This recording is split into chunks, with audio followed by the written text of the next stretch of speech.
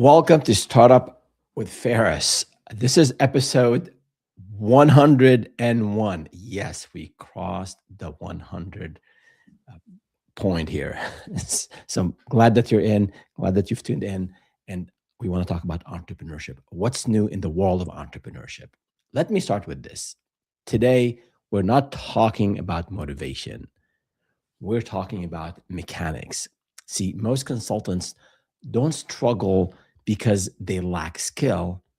You've got 5 years of experience, 10 years of experience, 15 plus years of experience in your domain. But most struggle because they lack a repeatable sales system.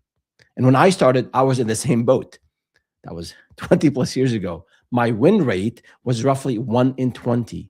Yes, 1 in 20. Out of 20 proposals, I would barely win one deal.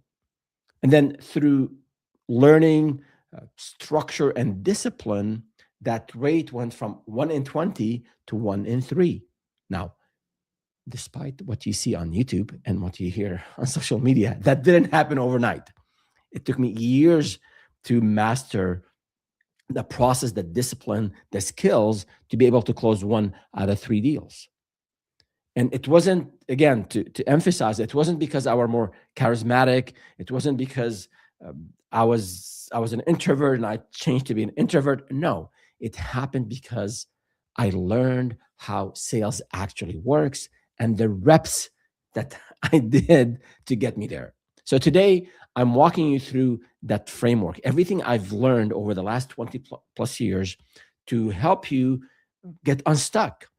I want this session to also be interactive, whether you are with us here live, thank you for joining live, or you are joining later, listening or watching. I'd love to hear from you and ask questions. I will reply to every comment and every question I get in this live stream or later. So drop your questions in the chat. Tell me where your pipeline is leaking. Are you not getting leads? Are you getting leads and they're not qualified? Are you getting qualified leads and you're sending proposals and then you're not hearing back? Are you losing on pricing? Are you losing on when you present to the decision maker? Let me know where your sales pipeline is leaking and I'll provide you with a fix. And I'll share with you specific templates to help you overcome these challenges. So we're going to break this down step by step. And again, if for those of you who are new to the channel, welcome. My name is Faris Al-Halou. I got into this thing called entrepreneurship over 20 years ago after a very painful layoff. And we are hearing layoffs every other day, big tech, small tech, all around. And my heart goes out to those who are impacted. I know it's hard. It's hard on you emotionally, psychologically, of course, financially. But you know what?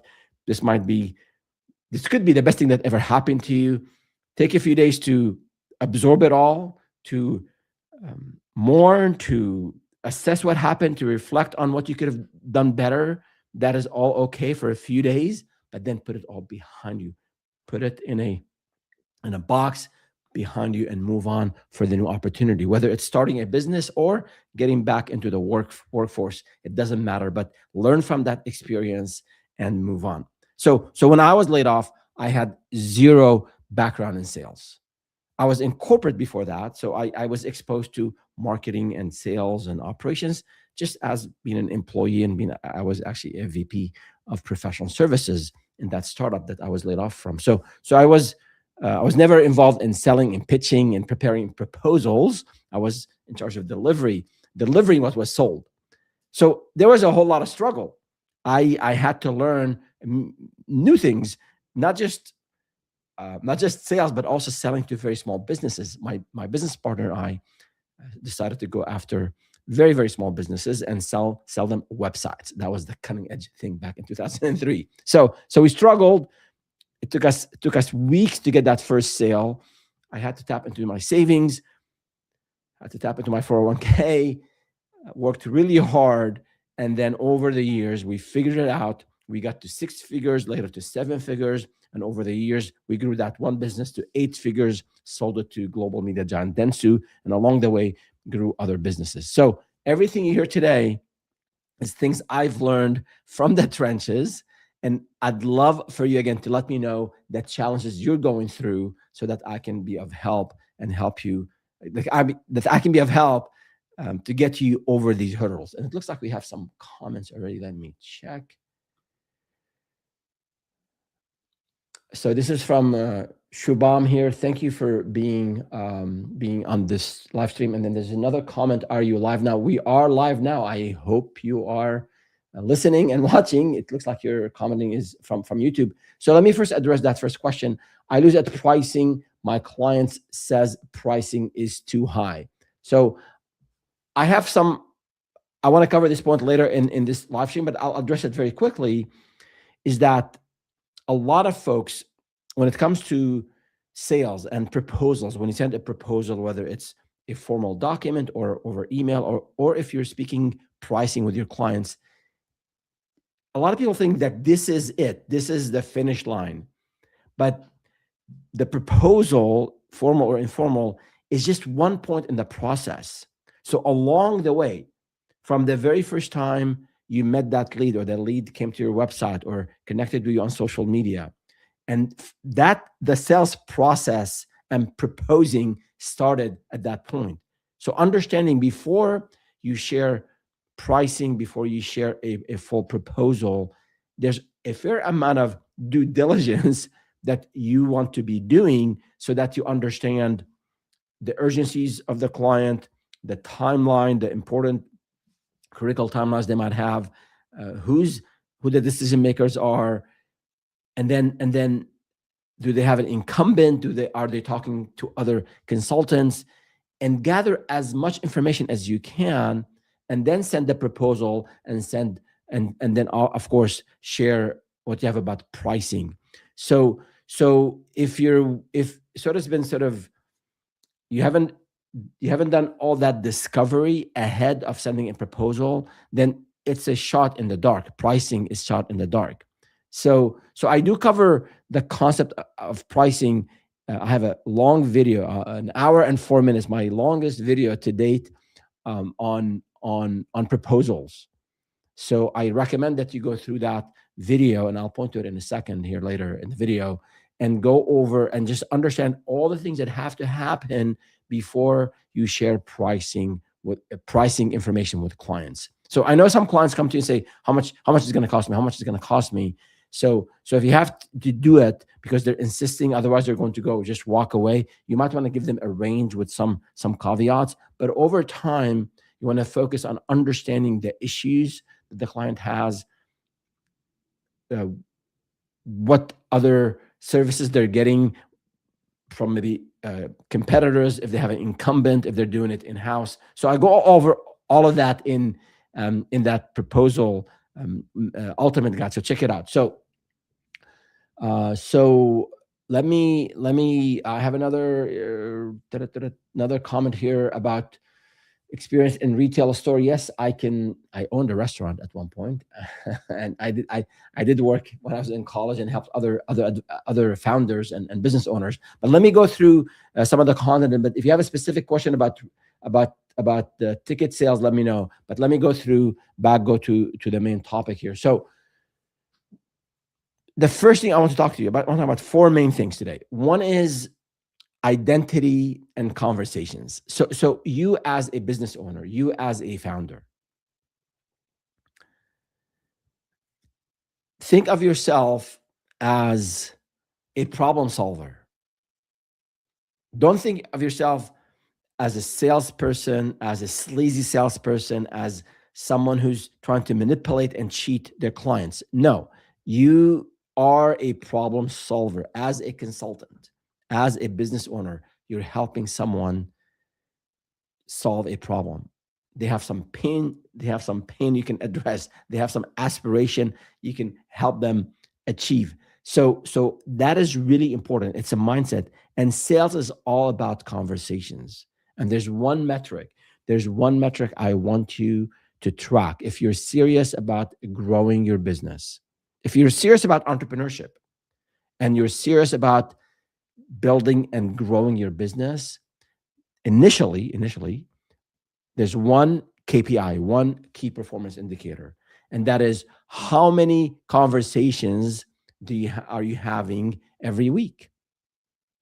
Because I know you're thinking now, I'm not a salesperson. Some are born salespeople. Some are extrovert and they're charismatic and they can talk about anything, the weather, sports, pop culture. I'm not like that. I'm shy. Uh, I don't know how to start off a conversation.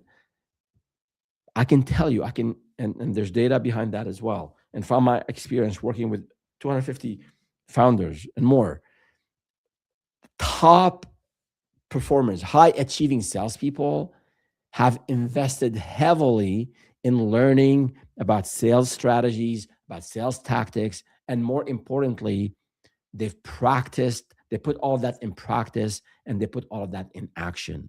They've also learned active listening, which I'll get to in a second. So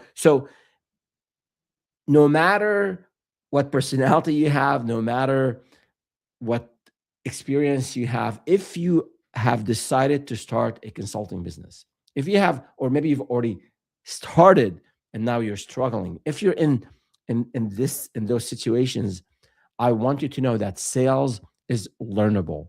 Sales is something that you can practice. It's like a muscle. You can grow that muscle.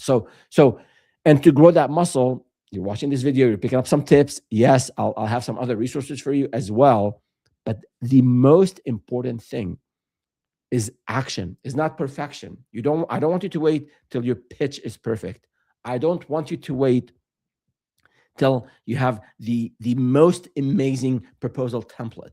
I don't want you to just go and ask AI, what should I do when a client do that? You can ask AI, but I want you to be practicing. I want you to step on the mat. Those of you who follow the channel, you know that I'm in martial arts, and you're not going to get that black belt unless you decide to put on that white belt, put on your gi, put on your uniform, and step on the mat. So if you're serious about growing the business, I want you to track and be honest with yourself. And for those of you who are live, or if you're listening later, let me know. I'm going to ask you very specific questions.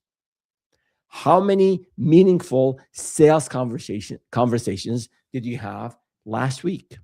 How many meaningful sales conversations are you planning on having this week? And then are you tracking that number? Because as I said, the number one KPI that I want you to focus on initially, early on when you're struggling with sales, is the number of conversations per week. Not revenue, not profit, just conversations. Okay? So I expect to get some comments here on with numbers. Just tell me 3 conversations, 1 conversation, 0 conversation. So if that is sort of, that tells you where you are today. Because if you're not having conversations, of course, you're not going to qualify the lead. And of course, you're not going to be able to send a proposal, and you're not going to get revenue. And worse than that is that you're not practicing. No matter how many videos you watch, how many sales books you read, podcasts you listen to, you have to put this to practice. And then you look at the number of clients you want. If I want to, let's say my service is, I'll make up some numbers, $5,000. That's one time package I sell. It could be HR consulting and audit. It could be financial audit. It could be I'm a speaking agent. It could be I can help people present better. I'm an IT cybersecurity specialist. Whatever you sell, let's say it's $5,000 a month, and you want to sell two clients. So that means your plan is to get $10,000 in revenue every month. So you have to backtrack from that number. If you use my own win rate initially was 1 in 20. So if you want to get 1 client, let's say you're as bad as I was when I started. Hopefully you're better, because now we have content on YouTube that you can learn from. But let's say it's 1 out of 20. That means you have to have 20 conversations with people who are likely to buy from you, with people who have a need for what you offer. So you need to have 20 of these conversations, and then 10 of them will probably not ask you for any follow-up, and they're just not interested. Five might be interested. You'll have five proposals. You'll have two of them who are serious, and then one of them will close. So start tracking that. For me to get this $10,000 a month or two clients a month, I need to have that many conversations in a month. So that is a real important mindset shift for new founders. Is you're not how many conversations. Now, of course, some of you might say, oh, well, I can do paid ads, I can do search engine optimization, I can send cold emails, I can do all sort of things. Of course you can do that. And I'm not saying these are bad marketing tactics or channels. There is no such a thing. There are no bad marketing channels. It's the bad part is how we go in and do cold emailing without studying how to do proper cold emailing. It's bad how we go and set up ads on Facebook or Amazon or Google, and we don't target properly. But all of these channels are fine. But initially, especially if you're struggling with sales, having conversations is real conversations, ideally in person. But if you happen to be in another country, in another market, or in a small town, then having those conversations online over Zoom, connecting with people is going to be important. In person is ideal. The second best is do it online. Find Facebook groups, find Reddit groups, find communities, find places, LinkedIn groups, where people who are interested in what you offer uh, uh, um, congregate. And then you're not pitching. Remember, you're not selling. Initially, you're listening, you're understanding what issues people have, and then you're offering solutions. You're adding value. You're showing them, not by having an attitude, I'm the smartest person in the room, I'm the smartest consultant, but helping them understand how they can help them understand how this problem can be solved and how you can be of help to them. Okay, so that's the first point, is on a mindset shift, that you are not a sleazy salesperson, that you have something to offer, and then that starting building that muscle of having conversations with people who are likely to be buying from you, people who have a problem that you can solve. So that's the first point. The second point, which I alluded to earlier, is about listening and emotional drivers. So according to research, top sales performers, they speak around 40%, and they listen about 60%. Yeah, people track this stuff, I guess. And most struggling consultants, they do the opposite. They talk a lot, not because they're verbose or they just like to talk over people, but, and again, I was in that same boat initially, but you know so much as a consultant. You've spent time learning about your field. You've gotten certifications. You've done amazing work for other clients. So you're very eager to share. You're very eager to educate. You hear that the customer, you hear it, that the customer has problems you can solve, and they can sleep well at night. You know all of that. But that eagerness and that maybe impatience, it doesn't land well with the client, because in your mind, you're thinking of what to say next. You're thinking of, yeah, let me just go over all the capabilities or all the features or all the certifications or all these years of experience. Like, you're trying to just to, and subconsciously overwhelm the client with all these amazing things about you and about your service and about your company. But the client might be, the concern that the client has, it might be completely different than what you're thinking. So I'll give you an example. So it could be that you mentioned a little bit about yourself and about your background, and the client is impressed already. And so credibility, authority, yes. The client is saying, John is the right person. Now, is John the right person? John is a qualified consultant. Now, in the back of their mind, the client could be under pressure to solve this problem from their boss. It could be, so they want to make sure that the needs of their boss are addressed. It could be that the client has a very small budget and they're thinking this senior consultant, this highly qualified consultant is too expensive for me. It could be that the client, they have they've never hired a consultant before, so they're convinced that you're qualified, but they don't understand how to package a project, or how to put together, how to assess, assess your capabilities. It could be that the client wants to learn from you, so they can continue what you've done for them on their own later. So they want to make sure that you offer training and you offer documentation.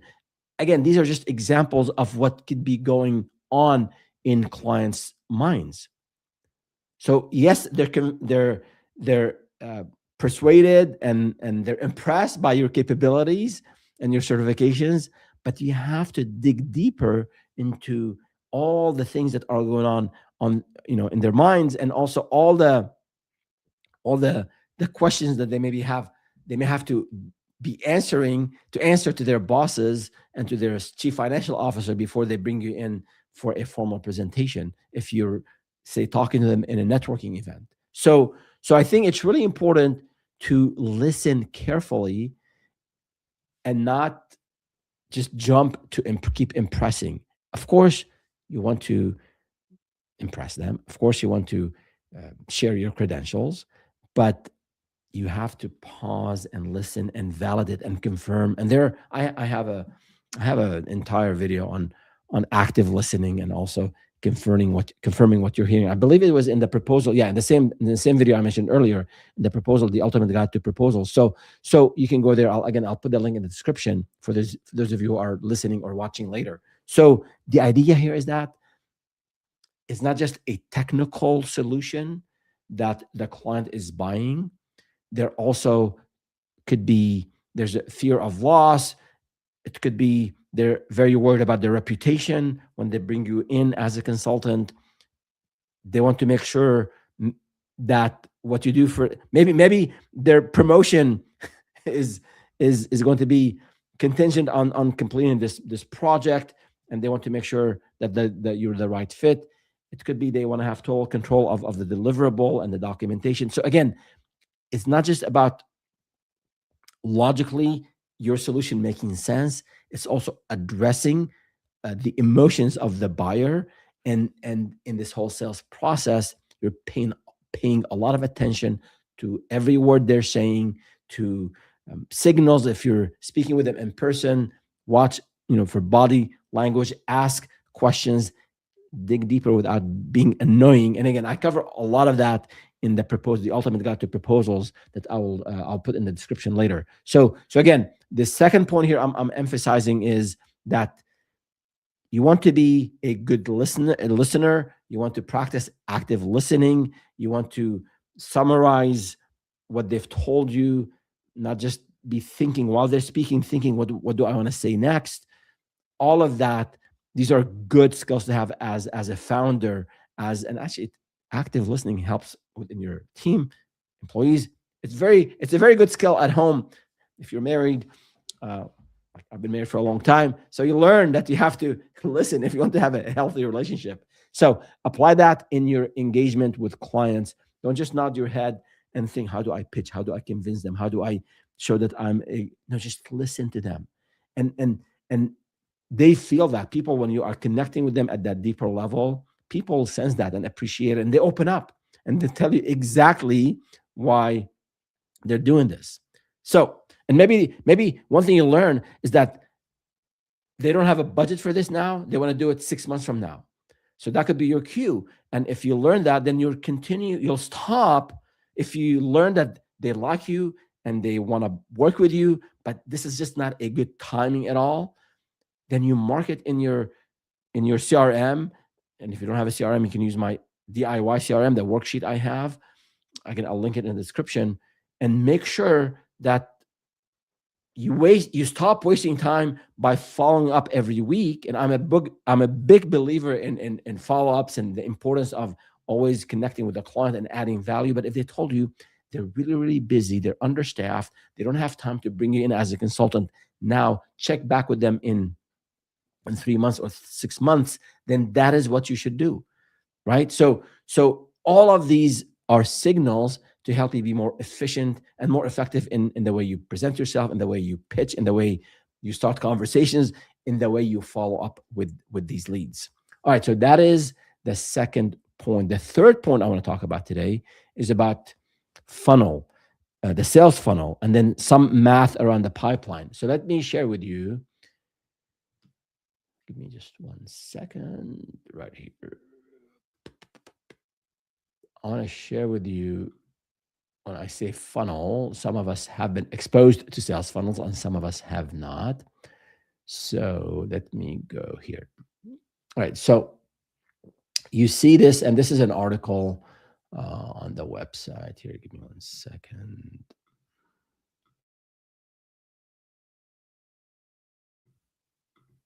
Right.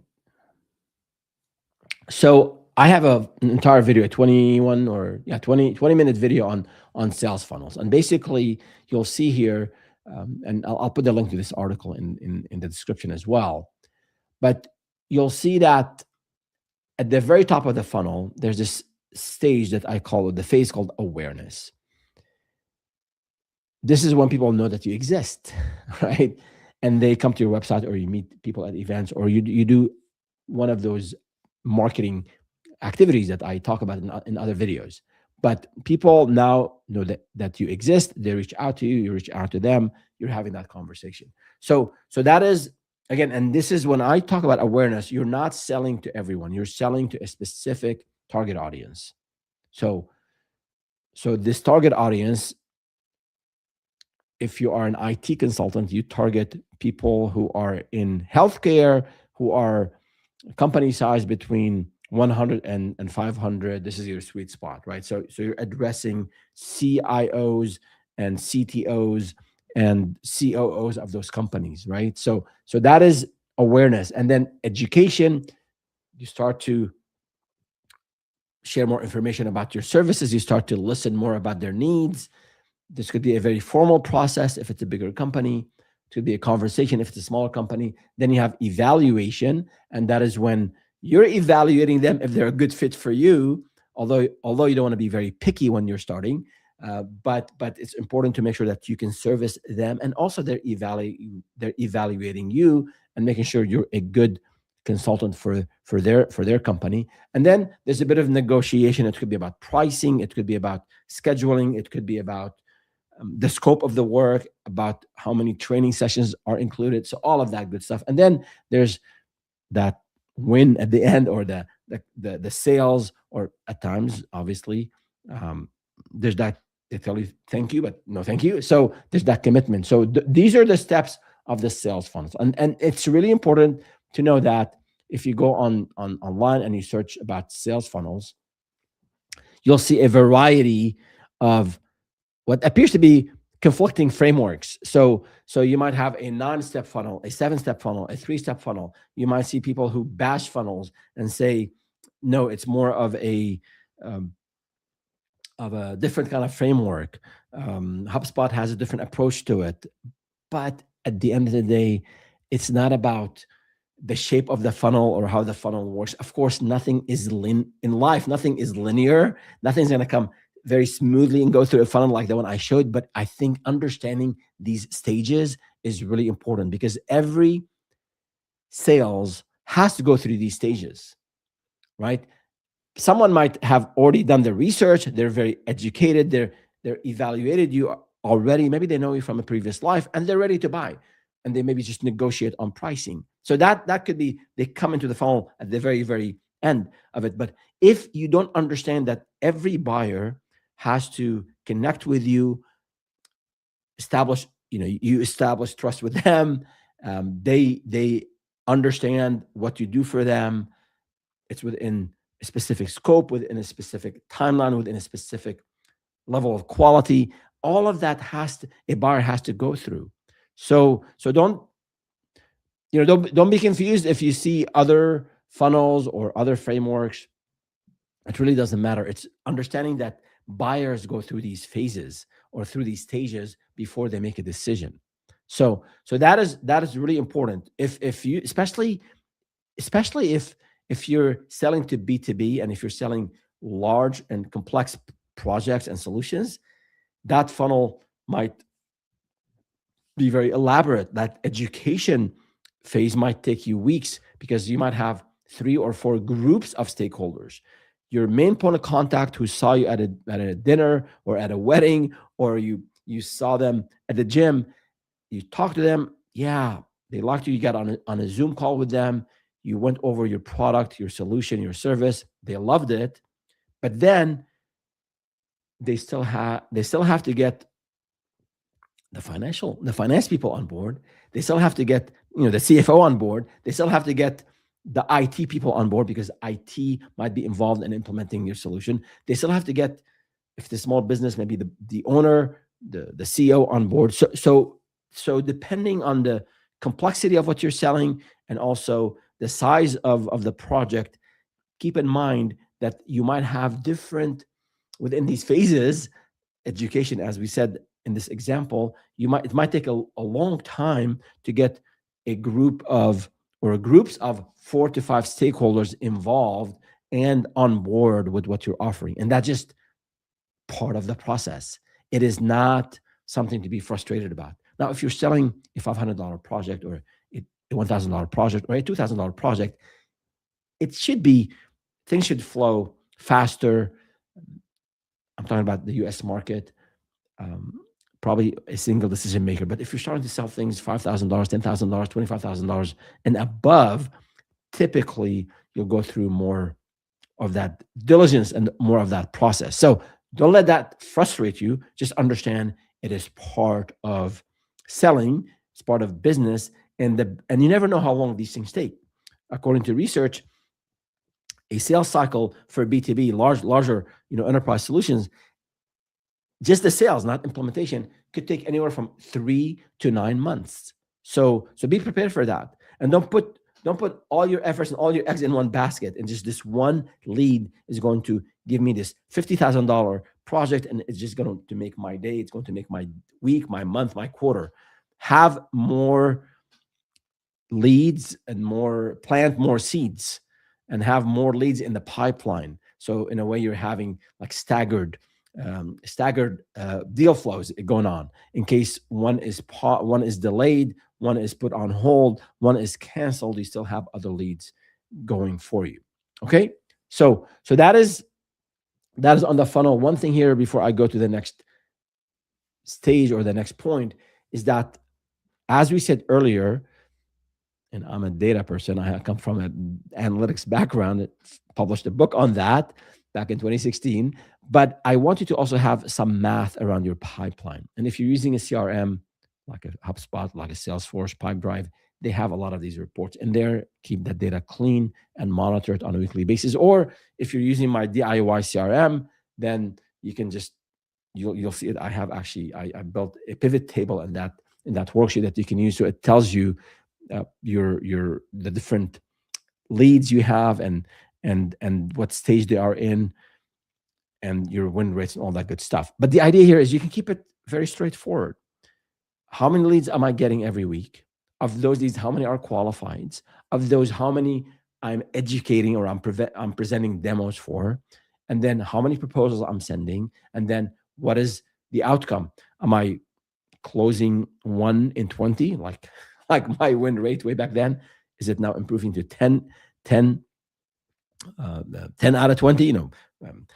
Of every two proposals, I close one. That's awesome. If you're there, 50%, right? So track, and don't just track how many deals I'm closing or I'm losing. Look at every phase. Look at leads to qualified leads. Look at from qualified leads to proposals. Look at the ratio from proposals to closing a deal, because each one of these phases or these stages that ratio tells you a different story. So if you're getting a lot of leads, but only a few of them are qualified, the issue is most likely that you're getting better at qualifying leads. That's good. That's not an issue. But it could be that your marketing efforts are, I don't want to say wasted, but they're spread too in a way where you're attracting people who are not qualified for your solution. So you can be better, you can do better targeting. So if you're going, let's say you target small businesses, and you go to a networking event, or you go to a conference, and everyone there is C-level at a mid-sized company, or at an enterprise like a Fortune 1000, Fortune 500. You're connecting with them, but you're just not ready to serve these clients. So yes, you have potential leads for the future, but for now they're not qualified for you. Or the opposite, if you're set up to serve the enterprise, and you're networking in your local chamber of commerce, and most people who are attending these events are small business owners, then there's a mismatch between the people you're getting and the leads you're getting and the qualified opportunities you're going after. So every analysis, if you track the math of the pipeline, leads to qualified leads, from qualified leads to proposals, from proposals to closed deal, excuse me, if you track these well, then you'll have a better understanding where the leak is in the pipeline, and then you can do something about improving it. Good. We're moving to the last point that I want to cover today. And again, thank you for those of you who are live with us. If you have a specific question or a comment or a story, something that worked really well for you that you'd like to share, I'd love to hear from you. And for those of you who are listening or watching later, don't hesitate to leave me a comment, and I will make sure that I'll address them. I made that commitment at the beginning of this session, and I will make sure I'll address your question or your comment. Now, if you're hesitant to leave a lot of details on YouTube or on LinkedIn, maybe you haven't told anyone yet that you're starting a business, and you want to keep that private, email me at info@startupwithferris.com. Ferris is spelled like my first name. You see on the screen here, Feras, and I'll be more than happy to reply to your email with some tips. So don't hesitate. I do dedicate a few hours every week to help those who are starting, those who are struggling. A lot of people help me along the way, and this is my way of paying it forward. All right, the fourth point, and it is about the proposal discipline. And I did address it very briefly early on when I talked about, when the question was asked about I lose at pricing. So we have someone here, Think Wide 2006. Hi, bro. Hello. Thank you for tuning in. If you have a question, please go ahead. Go ahead and answer it. So why no one here typing? I don't know. We have people live with us here on different platforms, LinkedIn, YouTube, and others. So if you have a question, type it. I'll be more than happy to answer it. And I am speaking and the mic is working. If you can't hear me, maybe check the speaker on your system. All right, going on. So proposals here, the proposal discipline. Proposals are not brochures. So when you send a proposal, whether it's a formal document or it's an email proposal, depending on the client, don't think of the proposal as a final document that is going to close the deal, or a final step in this process of selling and winning a client. So I want you, before you send, if you get one thing out of this session today, if you are talking to clients and there's interest and you believe you can help them, don't rush to send a proposal. I want you to first identify the pain points that this client has. And you ask them a series of questions, and I have a template on gathering client requirements, all of that. So I'll put the link in the description. But understand what the issues are and that you can solve those issues. Then have a good understanding about who makes decisions. Is it the person you're talking to? Is it 2-3 other people in their company? And what other concerns do these other stakeholders have? Again, the finance department will have financial concerns. The IT department will have security concerns. The COO or the CEO will want to make sure there's a positive ROI on buying the service that you offer. So understanding the different decision makers and their what is it that they're looking for from the solution that you offer will help you address this in the sales process, whether it's formally address it in the document or when you schedule a meeting, let's say a follow-up formal meeting to pitch, to present to the stakeholders, you're prepared to address their needs and the questions that they have. And then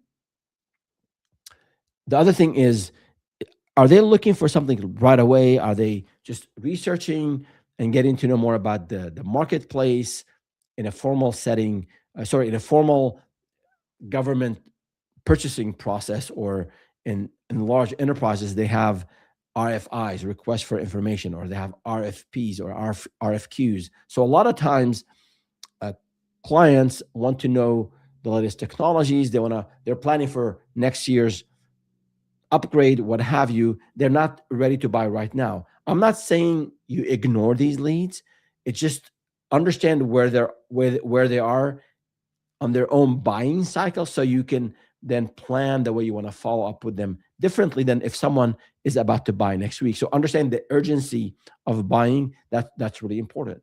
So understand diagnose the problem, understand the desired outcomes, make sure the scope is very well defined. What's included? What is it that you'll be doing? What's not included?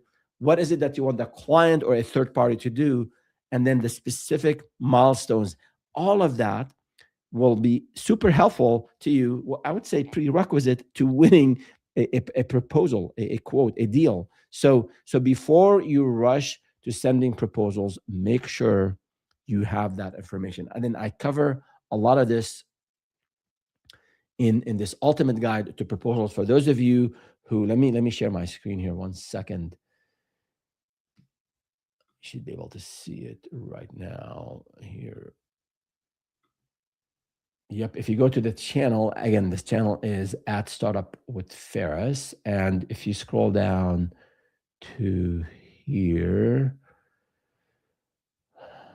why most consultants lose deals at the proposal stage. This is an hour and 4 minutes where I go through the entire step-by-step playbook to improve your close rate from 1 in 20, like mine was, or like 1 in 10 to 1 in 3 and even better. So check out this guide on proposals and the ultimate guide to proposals if you have questions about if you're struggling with proposals. But that's what I wanted to cover today.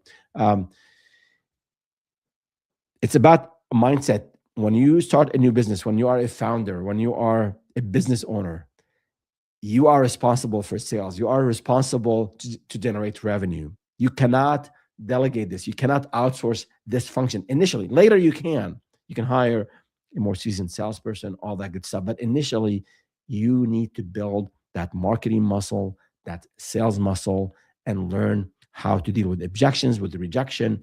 All of that is important. And then again, you're not a sleazy salesperson. You are helping people solve their problems. And you're not begging for money. You're not asking for charity. You're exchanging the value that you offer, the solution that you offer with compensation. So that's really important. And then make sure with that mindset is that you have a KPI. How many new conversations am I having every week? You have the numbers have to work out. The numbers have to make sense. If it takes you 20 people to close a deal, that means you have to be talking to 20 people before you close your first deal. And then the last point here is again back to the proposal, which you can check out in the video I mentioned on the channel. That is it for today. If you have any questions or any comments, leave a comment on the platform you're at, on LinkedIn or Facebook or Instagram or YouTube, and check out the channel at startupwithferris.com, at Startup with Ferris on YouTube.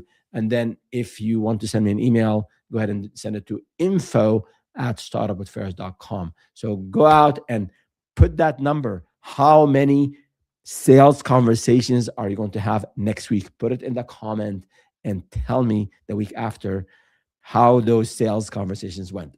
That's it for today. See you next time.